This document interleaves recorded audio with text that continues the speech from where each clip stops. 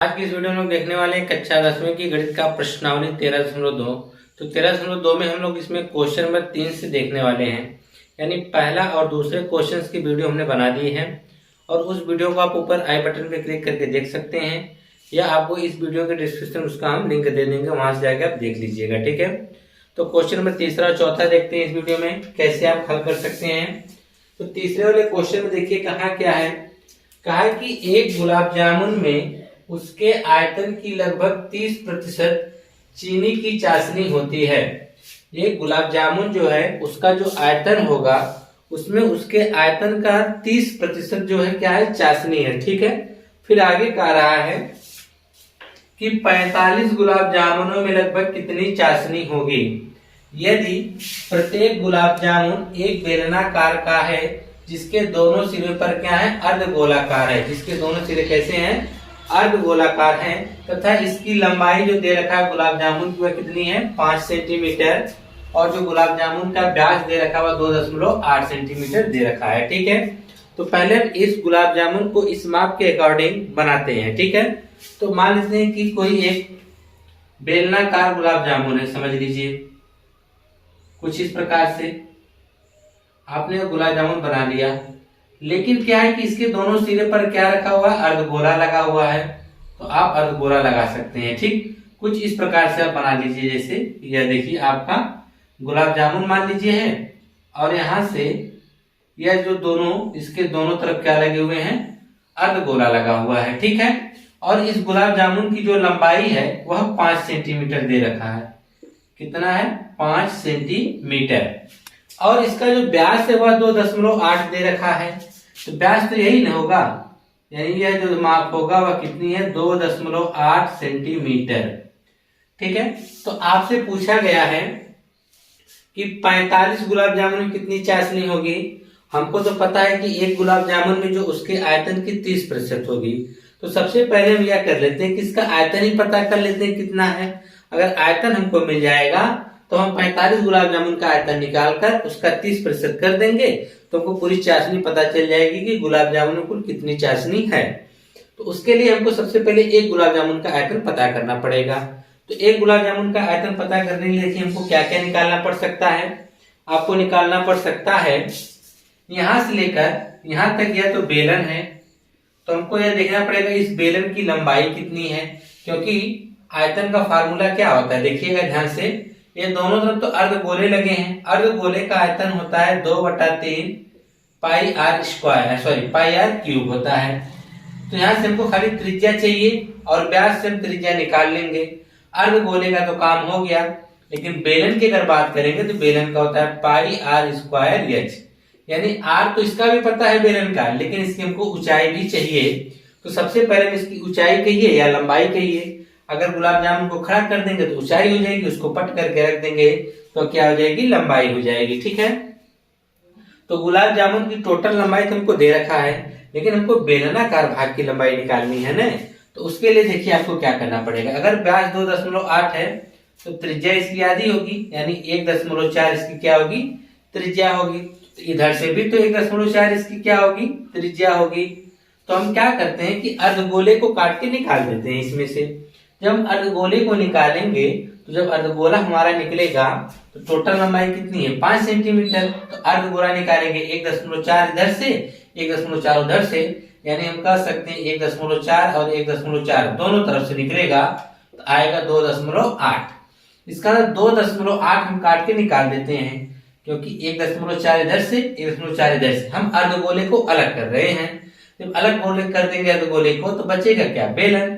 तो बेलन की लंबाई कितनी हो जाएगी, तो टोटल लंबाई है 5.0, इसमें से हम 2.8 घटा देंगे तो आएगा 2.2 घटाने पर। ठीक है, तो यानी जो बेलन की लंबाई है वह 2.2 है। बेलन की लंबाई कितनी है, 2.2। हमने सभी माप को निकाल लिए। अब आइए क्वेश्चन को लिखते हैं कि किस प्रकार से हम लिखकर लगाएंगे। तो तीसरा वाला हम जानते हैं कि जो अर्धगोले की त्रिज्या होगी वही बेलन की भी त्रिज्या होगी। तो यहाँ पे हम लिख सकते हैं अर्धगोले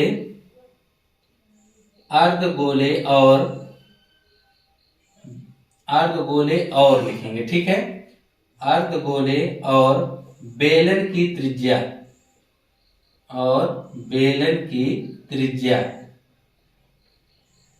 बेलन की त्रिज्या r बराबर कितना है 1.4 सेंटीमीटर, क्योंकि व्यास का हमने क्या कर दिया आधा। ठीक है, चाहे तो उसके लिए वह करिए या तो यहाँ पर आप दिखा दीजिए कि 2.8 का हम आधा कर रहे हैं। क्या कर रहे हैं 2.8 का आधा कर दे रहे हैं त्रिज्या निकालने के लिए। तो 2.8 का आधा करेंगे तो ये मिलेगा 1.4 सेंटीमीटर। ठीक है, अच्छा अब हम उसके बाद बेलन की लंबाई निकाल लेते हैं। क्या निकाल लेते हैं बेलन की लंबाई, बेलन की लंबाई, चाहे आप लंबाई बोलिए या आपका मन का है उसकी चौड़ाई बोलिए, दोनों में से एक तो कुछ बोल दीजिए। ठीक है, तो यह दोनों हमारा हो सकता है, जिसको इस प्रकार से व्यक्त कर सकते हैं कि L बराबर H कर सकते हैं। ठीक है, तो वह कितना होगा, हमने क्या किया कि 5.0 में से हमने 2 गुणे 1.4 को घटा दिया। हमने 2 गुणे क्यों किया कि 1.4 कई बार आ रहा है, 2 बार आ रहा है ना, 1.4 1.4, तो हम 5 में से जब 2.8 घटाए हैं तो हमको मिला है 2.2 सेंटीमीटर। यह होगी क्या लंबाई, जिसे आप यश से व्यक्त कर सकते हैं। किससे व्यक्त कर सकते हैं, यश से। अब हमारे पास बेलन का क्या कर सकते हैं, गुलाब जामुन के जो बेलनाकार भाग है और अर्धगोला दोनों के हमने माप लिख दिया है। ठीक है, अब हम क्या करते हैं इसका आयतन निकालते हैं। लिखेंगे एक गुलाब जामुन का आयतन, एक गुलाब जामुन का आयतन, गुलाब जामुन का आयतन। चलिए गुलाब जामुन का आयतन अब निकालते हैं, कितना होगा। हम जानते हैं कि उसके लिए हमको पहले बेलन का निकालना पड़ेगा, या लिख सकते हैं बेलन या बेलनाकार भाग लिख सकते हैं, बेलनाकार भाग प्लस अर्धगोला का ठो है 2 ठो है, तो लिख सकते हैं 2 गुणे अर्धगोले, या अर्धगोलाकार भाग लिख दीजिए आपके मन हो, अर्धगोलाकार, अर्धगोलाकार भाग कोष्टक बंद का आयतन, का हो जाएगा का आयतन।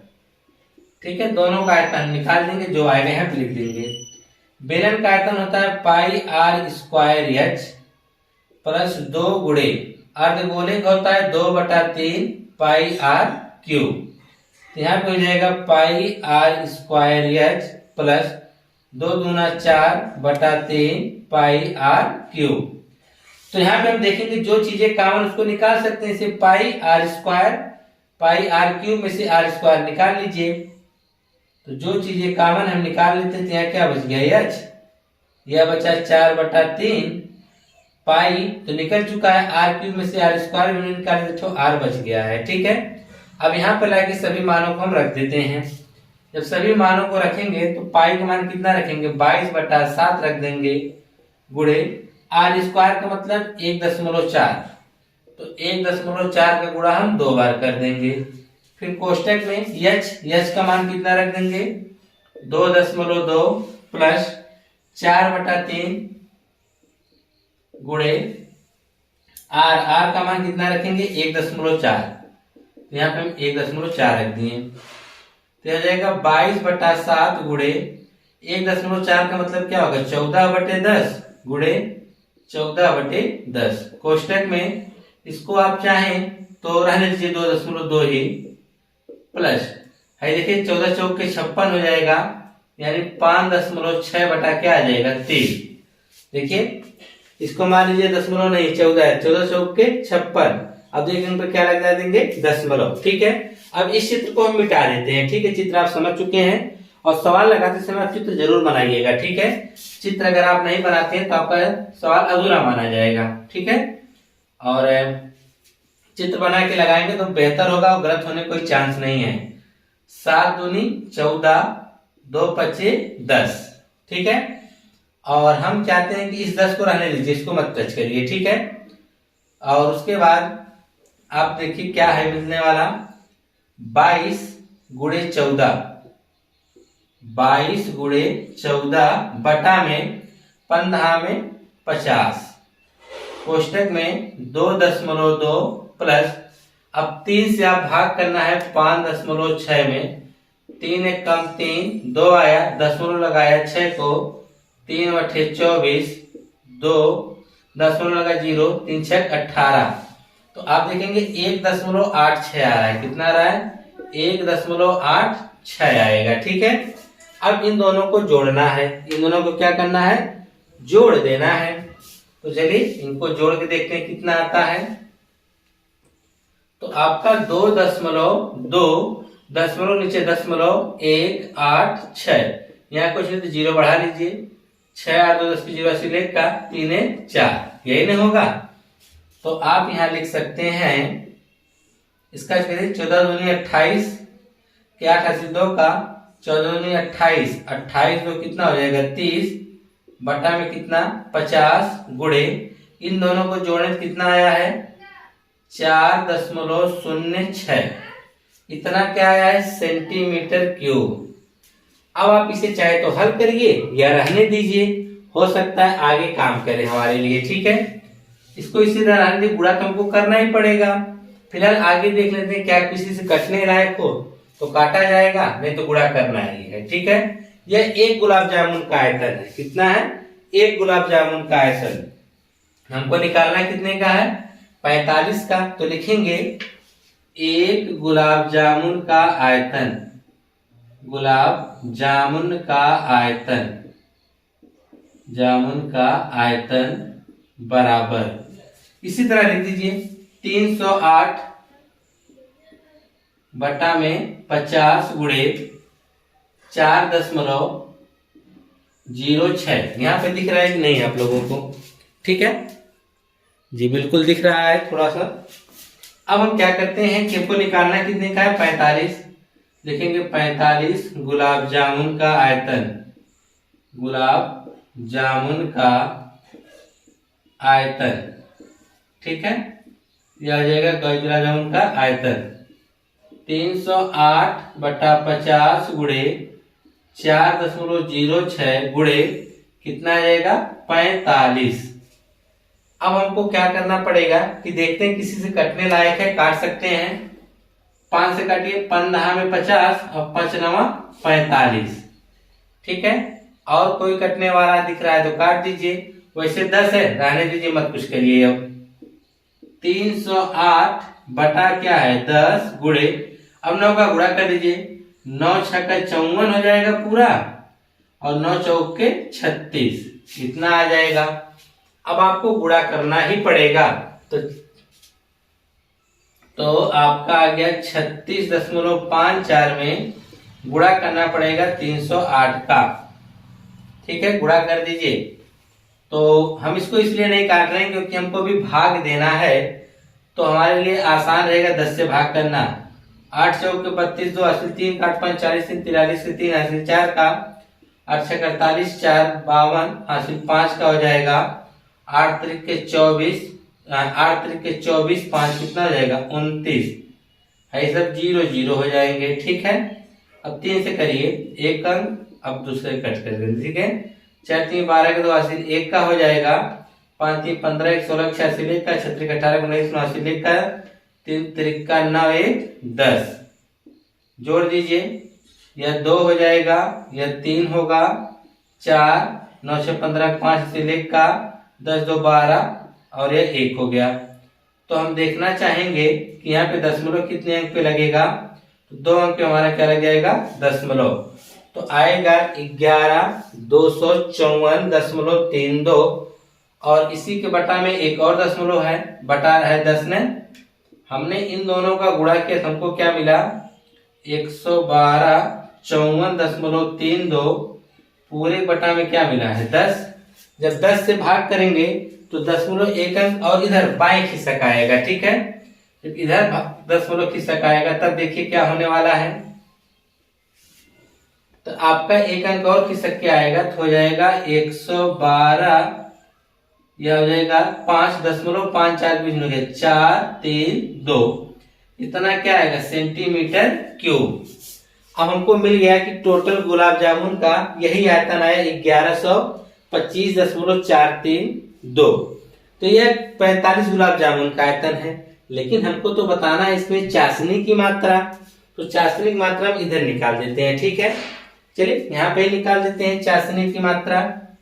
लिखेंगे चाशनी की मात्रा, यहाँ पे चाशनी की मात्रा, चाशनी की मात्रा बराबर 45 गुलाब जामुन का आयतन, 45 गुलाब जामुन के आयतन का 30% होगा। कितना होगा? 30। अगर एक गुलाब जामुन का 30% तो 45 गुलाब जामुन के निकालना है, तो 45 गुलाब जामुन के आयतन का 30% हो जाएगा।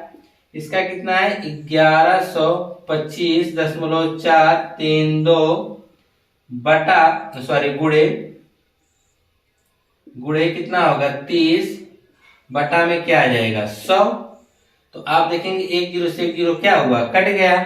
अब इसी में 3 का गुणा कर दीजिए, तो गुणा हम लोग इधर कर देते हैं, या डायरेक्ट करिए ना गुणा। चलिए डायरेक्ट गुणा कर देते हैं। 3 दूनी 6 हो जाएगा, 3 त्रिका 9, 3 चौके 12 2 हासिल 1 का, 5 3 15 1 16 6 हासिल 1 का। फिर उसके बाद हम देखेंगे 3 दूनी 6 1 7 और 3 1 कम 3 और फिर 3 1 कम 3 होगा। ठीक है, और यहाँ बराबर, अब बटा में अब दशमलव 3 अंक पे 1 2 3 यहाँ लगेगा न, और बटा में क्या है? 10। और 10 से जब हम भाग करेंगे तो दशमलव 1 अंक और खिसक के धरा जाएगा न, कहा जाएगा? इसके बाद हो जाएगा 337.62996। ठीक है, इतना क्या आएगा? चाशनी। लेकिन हमको यह बताना है कि लगभग पूछा है ना, कि लगभग इतना आयतन है, तो बताना है 45 गुलाब जामुन कितनी चाशनी होगी लगभग। तो वह 337.6 दे रखा है ना।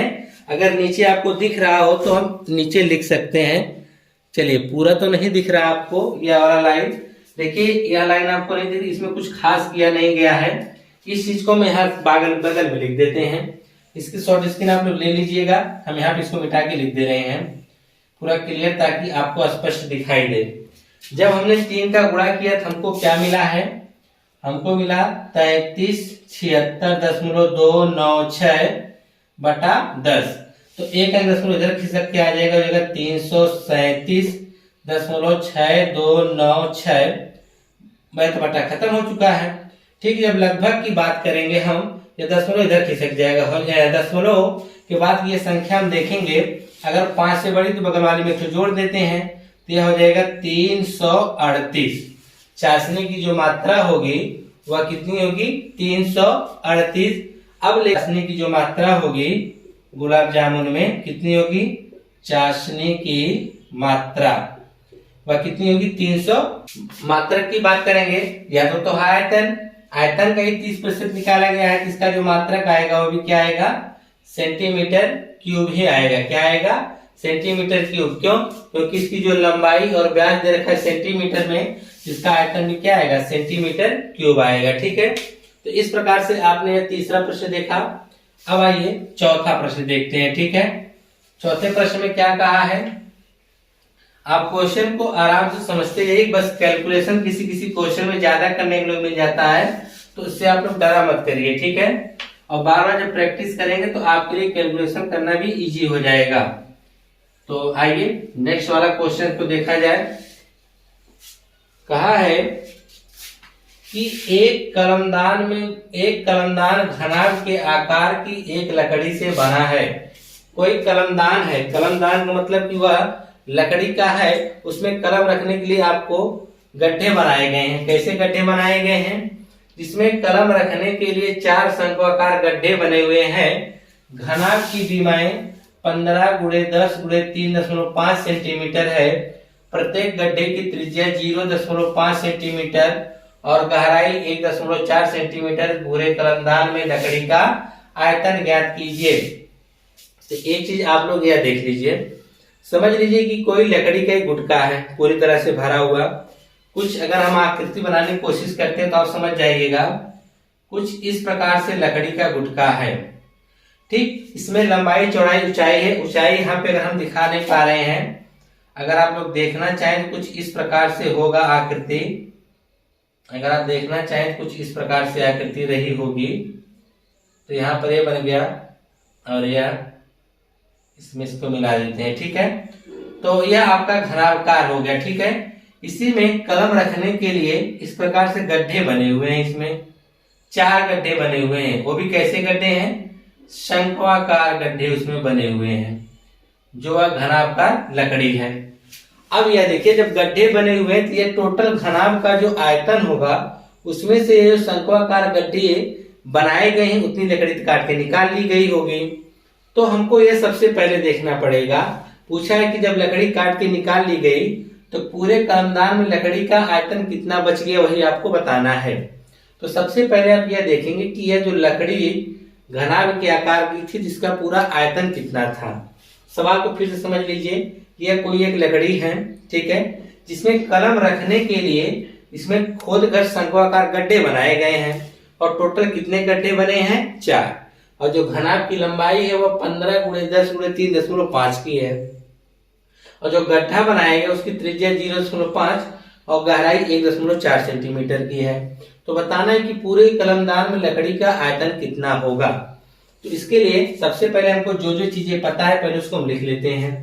हमको पता है घनाभ की लंबाई, चौड़ाई और ऊंचाई। तो लिखेंगे घनाभ की लंबाई, घनाभ की लंबाई।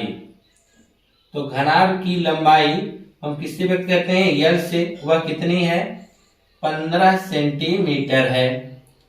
और उसके बाद हम देखेंगे चौड़ाई की बात करेंगे तो चौड़ाई जो हमारी होगी यानी ब्रेथ बी, वह कितनी होगी?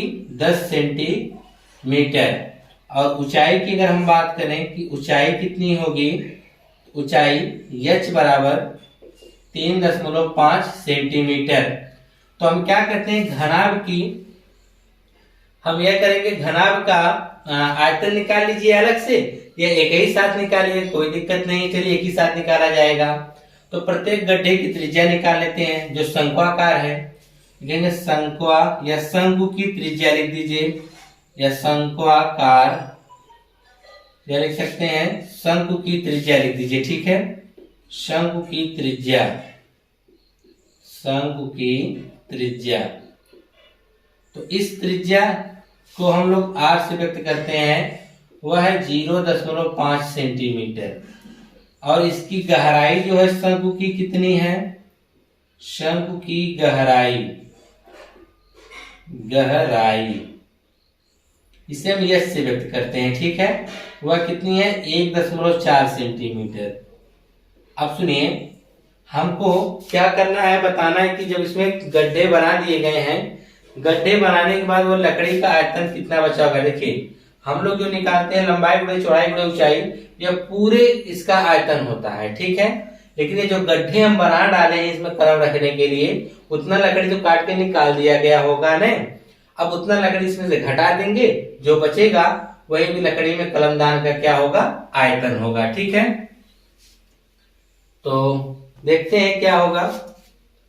तो कलमदान ही तो बनाया गया था, तो लिखेंगे कलमदान में लकड़ी का आयतन, कलम दान में लकड़ी का आयतन, लकड़ी का आयतन। तो देखिए, पहले हम यह देखते हैं कि टोटल जब लकड़ी में कोई कलमदान नहीं बना था तो कितने उसका आयतन था। उसका आयतन यही रहा होगा ना, लंबाई गुणे चौड़ाई गुणे ऊंचाई। लेकिन उसमें जब कलमदान बनाया गया तो कितनी लकड़ी बाहर निकाली गई होगी? जितना शंकु का आयतन होगा। तो एक शंकु का आयतन होता है 1/3 पाई r स्क्वायर h। ठीक है, तो टोटल कितने बनाए गए हैं? तो आप देख सकते हैं टोटल 4 शंक्वाकार। तो एक का इतना, तो 4 का निकालने 4 से में हम गुणा कर देंगे। तो यहाँ पर आप मान रख दीजिए सबका। लंबाई 15 है तो आप 15 रख दीजिए, चौड़ाई 10 है तो 10 रख दीजिए, ऊंचाई 3.5 है, -4 एकम 4/3 हो गया, पाई का मान 22/7 रखा हमने, r का मान क्या रखा है? 0.5। तो 2 बार लिखा जाएगा, 0.5 × 0.5 और यश का मान कितना है 1.4, तो हम यहाँ पे 1.4 रखेंगे। ठीक है, तो अब ध्यान से देखिए, या तो 15 हो जाएगा गुणे 10 गुणे इसका दशमलव हटाने के लिए बटा में हम 10 लिख देंगे, तो हो जाएगा 35/10। एक अंक पर सुनो, एक जीरो नीचे कर दीजिए, तो हो गया 4/3 गुणे 22/7 गुणे, इनका भी दशमलव अगर हटाना चाहें तो आप हटा सकते हैं, 5/10 लिख दीजिए, इसका भी 5/10 लिख दीजिए। गुणे में इस 14 को भी आप लिख सकते हैं, दशमलव 4 लिख सकते हैं, 14/10। हमने सबका दशमलव खत्म कर दिया। अब देखेंगे है 10 से तो 10 कट गया। अब आप देखेंगे 7 दूनी 14 हो गया। ठीक है, इतना तो कट गया। 5 एकम 5, 5 दूनी 10, 5 एकम 5, 5 दूनी 10, कटते हुए सब चला जा रहा है।